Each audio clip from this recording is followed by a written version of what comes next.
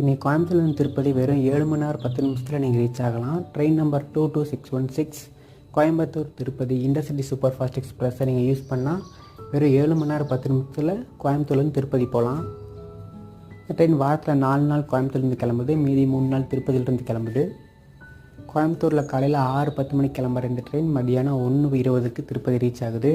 இந்த ட்ரெயினில் மொத்தம் 22 பெட்டி, ஒரு ஏசி சேர் கார் இருக்குது, அன்ரிசர்வ்டு நிறையவே இருக்குது, ரிசர்வ்டு செகண்ட் சீட்டிங்கும் இருக்குது.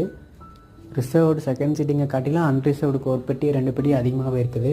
இந்த வண்டியை மோஸ்ட் ப்ராபபிளி வேப்4 எடுத்துகிட்டு போகும். இந்த வண்டி பார்த்திங்கன்னா திருப்பதி எஸ்எம்இடி பெங்களூர் இண்டஸ்ட்ரி எக்ஸ்பிரஸோட ரேக் ஷேர் பண்ணுது.